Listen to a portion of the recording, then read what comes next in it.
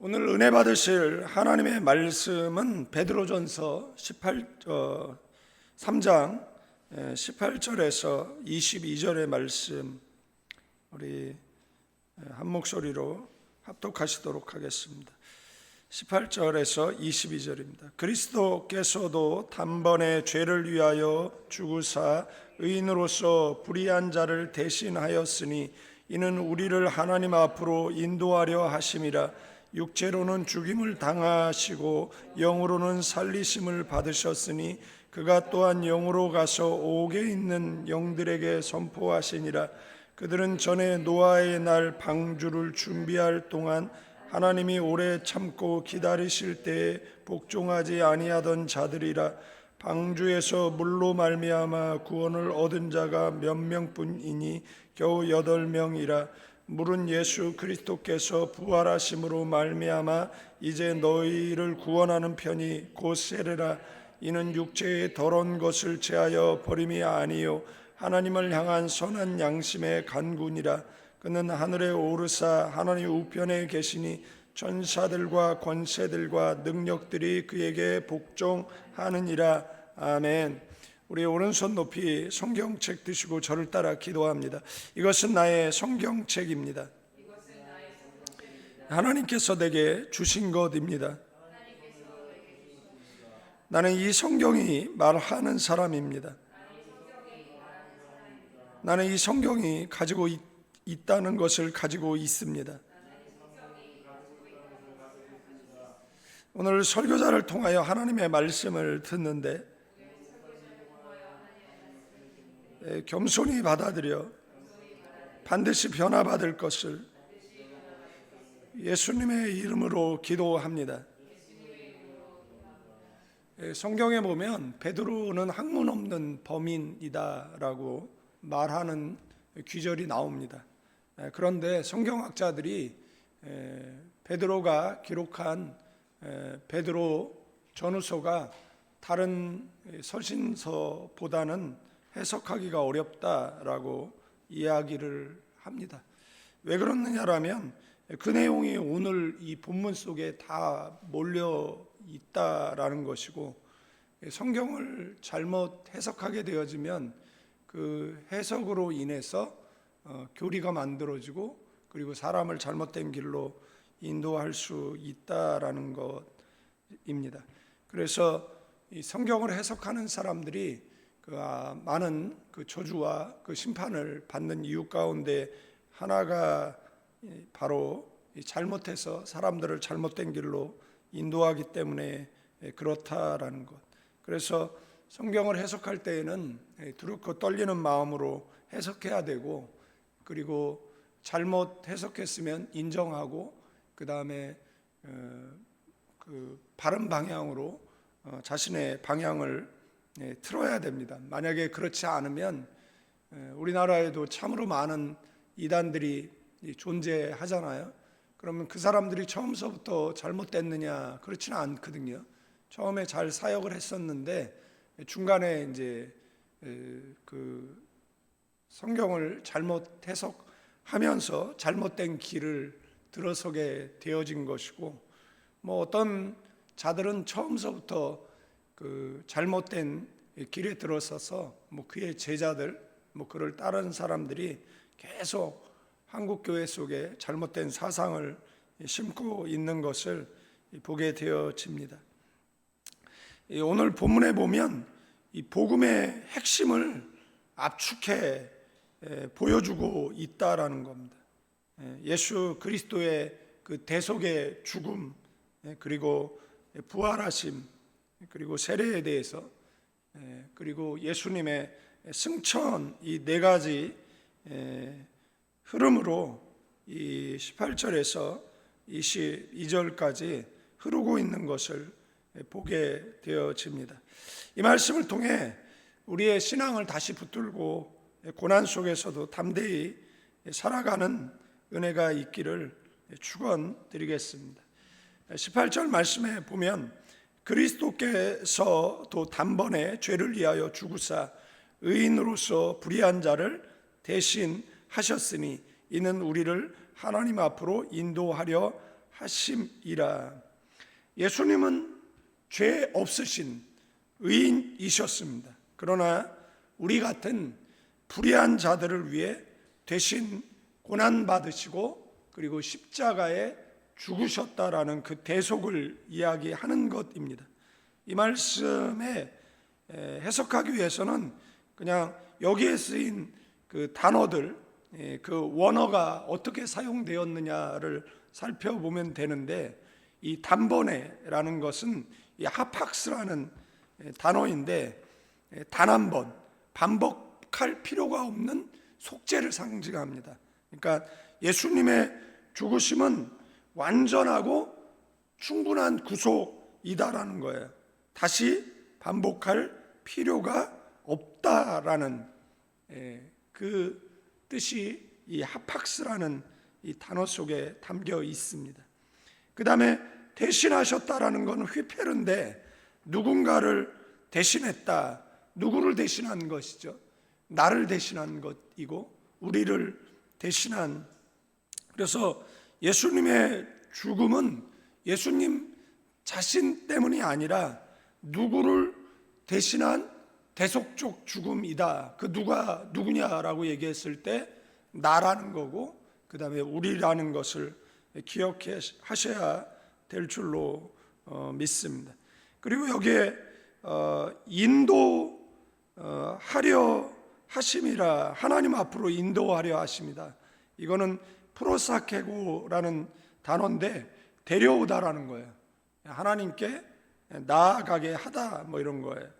그러니까 마치 제사장이 죄인을 하나님께로 인도하듯 예수님이 우리를 하나님께로 이끌어 주신 것을 이야기합니다. 그래서 이 단어만 살펴보면 우리가 어떤 의미인지 알 수가 있고, 여기에 이제 난해 구절이 뭐냐라면 육체로 죽임을 당하시고 영으로는 살림을 받으셨느니라. 이것이 해석이 어렵다라고 이야기하는데, 이게 새벽에 뭐 다 설명을 드리려면 굉장히 긴 시간이 필요하기 때문에 짧게 말씀드리면, 결론적인 이야기만 드리면, 예수님은 육체로 죽으셨지만 그 성령께서 살리셨다라는 그 의미라는 것 여러분들 기억하시면 될 것 같습니다. 왜 그러냐면 여기에 쓰인 단어가 이 푸뉴마티인데, 푸뉴마티는 성령이에요.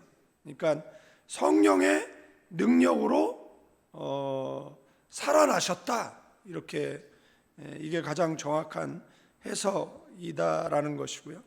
이제 두 번째 또 난해 구절로 꼽히는 내용들이 이제 19절에 나오는데, 여기서 이제 많은 뭐 천주교 주장, 그 다음에 우리나라에 있는 기장 측 주장, 서로 이렇게 차이가 있습니다. 그리고 오해를 불러일으키는 구절이기도 하다라는 거예요. 그가 또한 영으로 가서 옥에 있는 영들에게 선포하시니라. 그래서 여기서 잘못된 해석들이 굉장히 많이 나오는데, 천주교는 조상림보가 있다라는 것이죠. 그래서 그들이 거기 있는데 거기 가서 예수님께서 뭐 했다라는 거예요? 복음을 전했다라는 거죠. 그러면은 거기 있던 사람들이 어디를 가는 겁니까? 천국에 간다, 뭐 이렇게 이야기를 하는 거예요. 그러나 성경 어디에도 중간은 없습니다. 나사로의 비유 속에도 있지만 그 천국과 그 지옥 사이에는 그 오고 갈 수가 없다, 뭐 이렇게 돼 있어요. 그다음 죽은 사람이 살아올 수도 없다, 이렇게 돼 있습니다.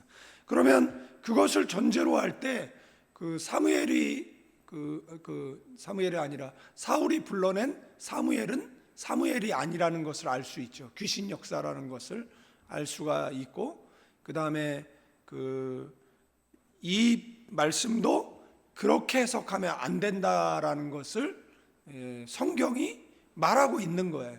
그런데 말씀드렸잖아요. 이것을 잘못 해석해서 교리가 만들어지고 사람들을 어디로 이끈다고요? 잘못된 길로 이끈다라는 것을 기억하셔야 된다라는 거예요. 그러면 여기서 옥에 있는 영들이 누구냐라는 거예요. 옥에 있는 영들이 누구냐. 그러면 말씀드렸던 것처럼 어떤 사람들은 죽은 사람들의 영이라고 이야기를 한 거예요. 그런데 히브리서 9장 27절에도 한 번 죽는 것은 사람에게 정해진 것이고 그 위에는 심판이 있다 이렇게 되어 있습니다. 그러니까 죽은 뒤에 복음을 들을 수 있는 기회는 없습니다. 그런데 죽음 뒤에 복음을 들을 수 있다. 죽음 뒤에 천국에 갈 수 있다. 이 교리가 얼마나 허무맹랑하고 성경적 주장도 아니고 그냥 인본주의적이고 그러니까 사람을 기만하고 현혹하고 유혹하는 교리다라는 것을 알 수가 있다라는 거고요. 또 어떤 해석은요, 예수님이 노아 시대에 성령으로 역사하셨다라고 말합니다. 그러나 본문에 나오는 이 가서라는 이 포류테이스라는 단어는 실제로 부활 후에 나아가셨다라는 의미를 담고 있어요. 그리고 성경에서 영들이라는 단어는 이 푸뉴마타 이 단어가 복수로 쓰일 때는 사람을 이야기하는 게 아닙니다. 복수로 쓰일 때는 귀신이나 귀신이 누구죠? 타락한 천사들을 가리키는 거예요. 그러니까 이 타락한 천사를 가리키는 것이고 이 옥이라는 것이 필라케라는 사탄이 결박되어 있는 장소를 뜻하는 거예요. 그러니까 사람이 옥에 갇혀 있는 것이 아니라 그 사단의 세력이 옥에 갇혀 있는 것이 되는 거예요. 그러니까 이것을 사람으로 해석해 가지고 무슨 기회가 있는 것처럼 해석을 하면 그게 이단적 교리가 된다라는 거예요. 그러면 종합해 보면 무슨 내용이 되냐면 옥에 있는 영들은 노아 시대에 하나님께 불순종하다 갇힌 그 타락한 천사들이라고 보는 것이 가장 자연스럽다라는 겁니다. 그렇다면 예수님은 그들에게 무엇을 선포했냐는 거예요.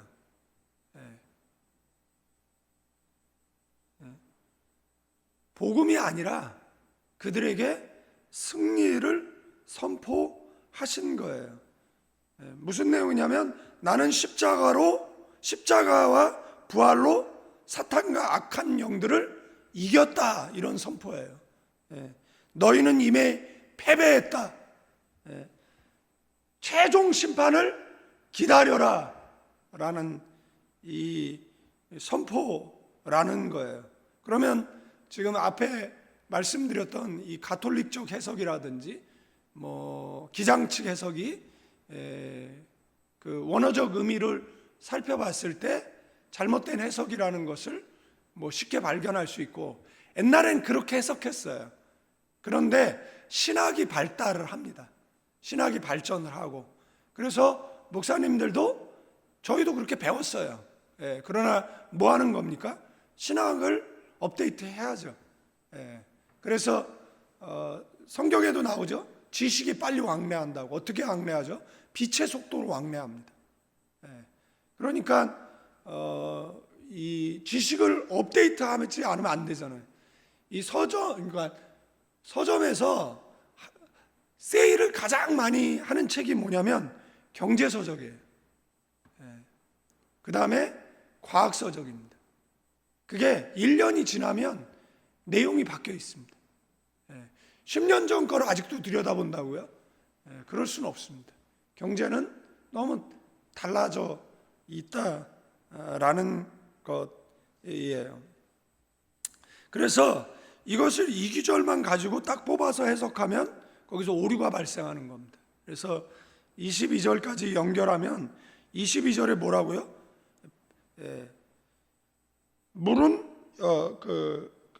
20절에서 22절에 보면 그들은 전에 노아의 날 방주를 준비할 동안 하나님이 오래 참고 기다리실 때 복종하지 아니하던 자들이라 방주에서 물로 말미암아 구원을 얻은 자가 몇 명뿐이니 겨우 8명이라. 물은 예수 그리스도께서 부활하심으로 말미암아 이제 너희를 구원하는 편이 곧 세례라. 이는 육체의 더러운 것을 제하여 버림이 아니요 하나님을 향한 선한 양심의 강군이라. 그는 하늘에 오르사 하나님의 우편에 계시니 천사들과 권세들과 능력들이 그에게 복종하느니라. 그래서 19절과 20절 내용을 연결해서 해석해야 되는데, 이 노아 시대 홍수 심판의 물은 오늘날 예수 그리스도의 부활로 우리를 구원하는 표가 되는 세례와 비교할 수 있다는 것입니다. 세례는 죄 씻음을 통해서 우리의 옛사람이 죽고 새 사람이 사는 것을 상징하는 확증이잖아요. 근데 물로 받은 세례가 몸에 더러운 것을 제하여 버리는 것이 아니래요. 우리는 세례 받은 후에도 부족하고 연약할 때가 많습니다.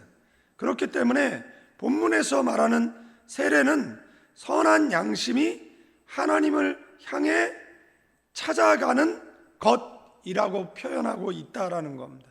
그러니까 세례 받았어요. 그리고 나서 선한 양심을 갖게 됐어요. 그래서 누구를 찾아가는 겁니까? 하나님을 찾아가게 된 것이다라는 것이에요. 네. 그리고 그 앞에 그 19절과 이어서 20절을 해석하면 노아 시대 하나님은 오래 참고 기다리셨는데 결국 많은 사람들은 불순종하다 멸망했잖아요. 오직 8명만이 방주 안에서 구원을 얻었어요.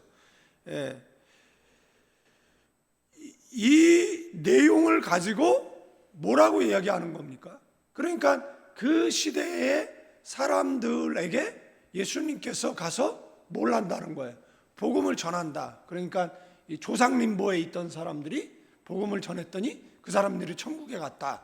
이렇게 가톨릭이 해석한다라고 말씀드렸잖아요. 이게 이제 원어적 의미나 전체적 문맥을 살펴보면 아전 인수격적 해석이고, 이런 해석이 과거에 일어났으면 이제 고쳐야죠. 근데 고치지 않고 계속 고집을 하는 거죠. 왜냐하면 그들은 연옥을 주장하기 때문에 이것을 바꿀 수가 없어요. 근데 그 옥이라는 것이 사탄이, 그러니까 귀신의 세력들이 갇혀 있는 곳이다라는 것을 원어는 이야기하고 있는데, 그들은 지금 문자적 해석하고 뭐 다른 해석을 하고 있다라는 것이고요. 그래서 이 선한 양심은 하나님을 향한 그 양심적 간구라고 말씀을 드렸어요. 그래서 뭐 세례를 받았다, 그래서 사람이 완전해지는 건 아니지만 선한 양심을 갖게 돼서 하나님을 찾게 되어졌다, 이렇게 기억하시면 될 것 같고요. 그 다음에 25절은 그는 하늘에 오르사 하나님 우편에 계시니 천사들과 권세들과 능력들이 그에게 복종하느니라. 하나님의 우편, 이 권위와 통치의 자리죠. 네. 예수님은 부활 승천하셔서 지금 어디 계시죠? 하나님의 우편에 앉아 계시는 줄로 믿습니다. 네. 그래서 천사들과 권세들과 능력이 그에게 복종하더라. 옥에 가서 선포하셨고 그들은 심판받을 것이고, 그 다음에 궁극적으로 그들은 뭐예요? 예수님 앞에 복종한다라는 거죠. 그게 이제 전체적 문맥이 이야기하는 내용이다라는 겁니다. 그래서 성경이 선포하는 건 모든 권세와 능력들이 결국에는 예수님께 복종한다라고 말할 수가 있습니다. 사랑하는 성도 여러분, 이 베드로전서를 처음 받은 성도들은 그 심한 박해 속에 있었습니다. 겉으로 보기에는 이 로마 황제와 권세자들이 세상을 지배하는 것 같았지만 사도 베드로는 뭐라고 얘기하는 거예요? 그리스도께서 이미 승리하셨다는 겁니다. 너희도 승리할 것이다라는 겁니다. 예수님께서 승리하셨다고 부활 이후에 그 다음에 뭐예요? 사탄에게 그 선포하셨듯이 예수님께서 단번에 우리의 죄를 대속하셨다라는 거예요. 뭐 경제적 위기가 있고 사회적으로 불공정하고 이렇게 보여도 영적인 공격들이 많이 있지만 그러나 기억하라는 거예요. 예수님께서 우리의 죄를 단번에 대속하셨다라는 거. 아멘. 예수님은 옥에 있는 영들에게 뭐 했어요? 승리하셨다라고 이미 선포하셨다라는 겁니다.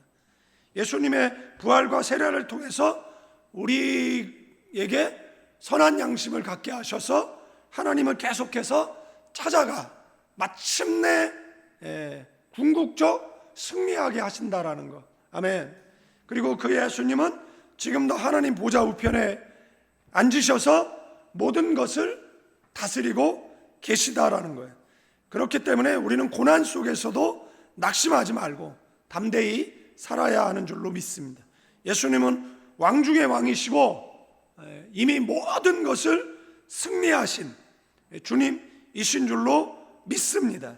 그래서 우리는 이 베드로가 우리에게 하는 메시지를 신비에 새기고 승리자 되신 그리스도를 바라보며 담대히 살아가는, 그리고 살아가겠습니다라고 고백하는 저와 여러분들 되어지기를 축원드리고, 우리는 뭐예요? 말씀을 드릴 때마다 마라나타, 아멘 주 예수여 어서 오시옵소서. 아멘.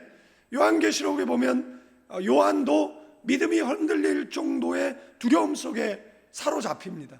그죠? 금식하며 기도하고 있는 그 백세가 되어진 그 종에게 주님 찾아가셨잖아요. 그리고 나서 인류 종국사적으로 이루어질 모든 것을 보여주셨어요.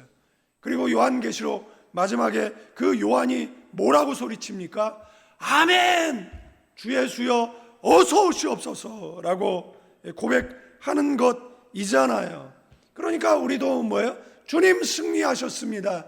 우리 승리할 줄로 믿습니다. 마라나타, 아멘 주 예수여 어서 오시옵소서라고 고백하고 이 세상 속에 담대히 살아가는 저와 여러분들 되기를 주님의 이름으로 축원드리겠습니다.